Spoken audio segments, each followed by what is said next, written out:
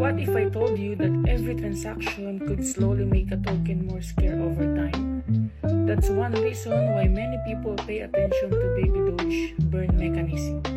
Let's break it down in a simple way.